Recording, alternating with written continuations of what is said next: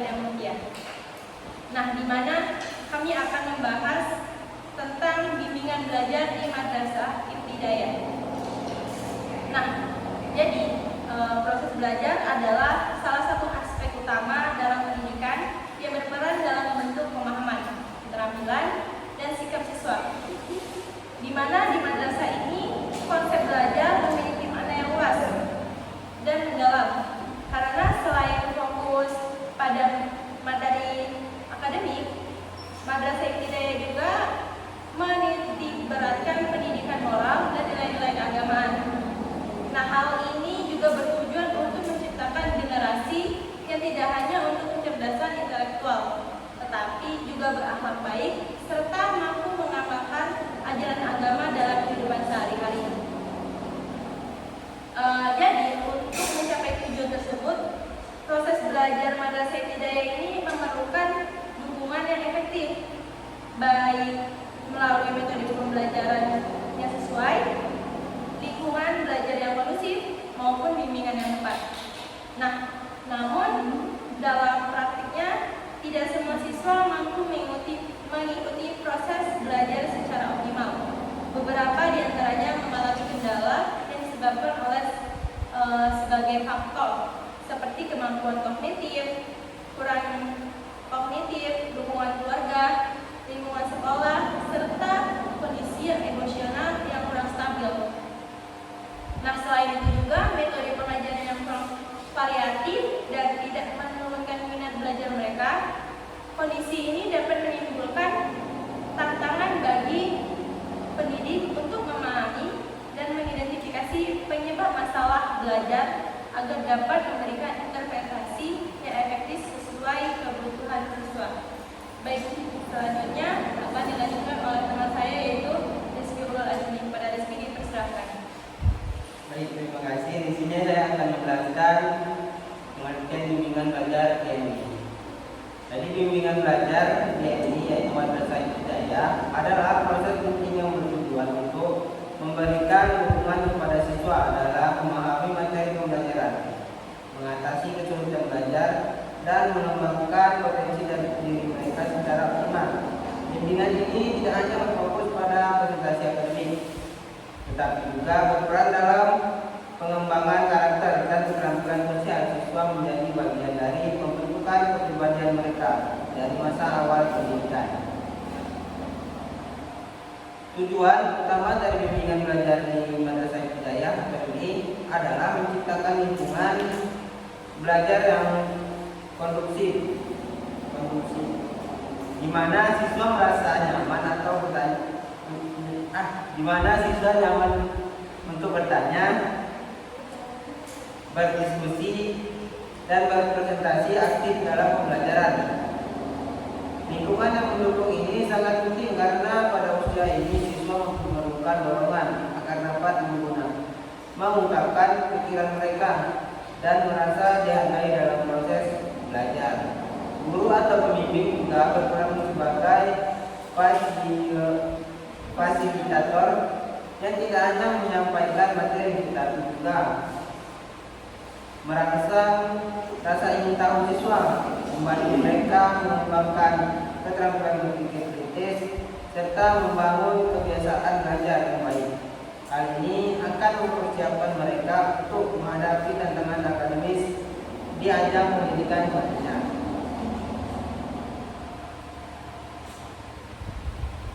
Bimbingan belajar di Madrasah Ibtidaiyah membantu siswa tumbuh secara holistik, tidak hanya menguasai materi pembelajaran, tapi juga meningkatkan keterampilan sosial dan emosional yang diperlukan untuk kehidupan sehari-hari serta berkontribusi pada pencapaian akademik yang lebih baik.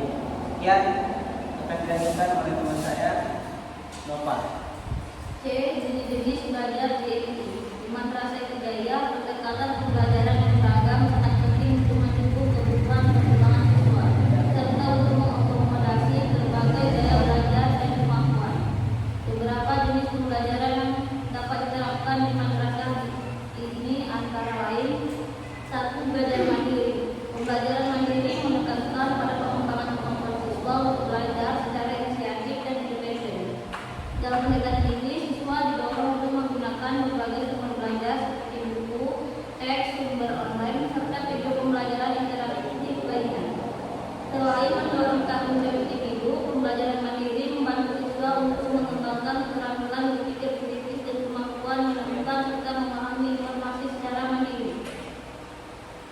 Madrasah Ibtidaiyah, belajar mandiri juga memungkinkan siswa untuk mengembangkan minat pribadi dan mengeksplorasi bidang yang menarik bagi mereka.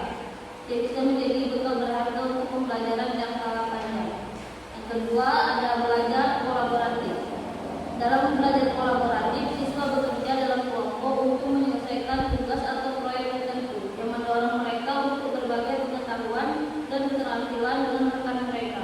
Melalui proses ini, mereka belajar menghargai perspektif yang berbeda, mengembangkan kemampuan komunikasi, dan meningkatkan keterampilan sosial yang penting untuk bekerja dalam tim. Pembelajaran kolaboratif juga memberikan kesempatan kepada siswa untuk saling mengajar dan belajar dari pengalaman satu sama lain. Yang ketiga, ada belajar berbasis proyek. Pembelajaran berbasis proyek mengintegrasikan teori dan praktik dalam suatu proyek yang relevan dengan kehidupan sehari-hari. Siswa tidak hanya belajar teori, tetapi juga menerapkan melalui aktivitas yang mendalami, di mana mereka merancang, melaksanakan, dan mengevaluasi proyek yang mereka kerjakan. Proses ini membutuhkan menumbuhkan keterampilan berpikir kritis dan pemecahan masalah, serta membangun pemahaman yang lebih kontekstual terhadap pelajaran. Nomor 4, ada belajar melalui pengalaman.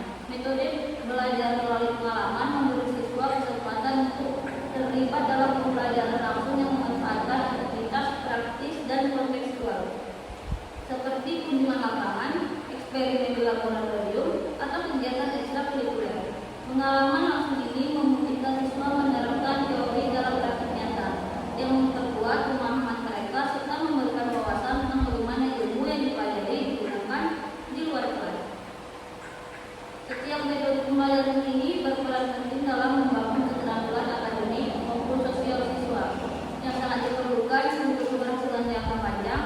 Dengan menggabungkan berbagai jenis pembelajaran ini, Madrasah Ibtidaiyah dapat menciptakan lingkungan yang lebih dinamis dan beragam yang mendorong siswa untuk berpartisipasi aktif, terlibat dalam proses belajar, dan mampu menerapkan pengetahuan mereka dalam berbagai konteks. Selanjutnya akan ditemukan oleh teman saya Pak. Selanjutnya ada D, yaitu pemahaman murid yang diperkirakan mengalami masalah belajar. Nah, di sini memahami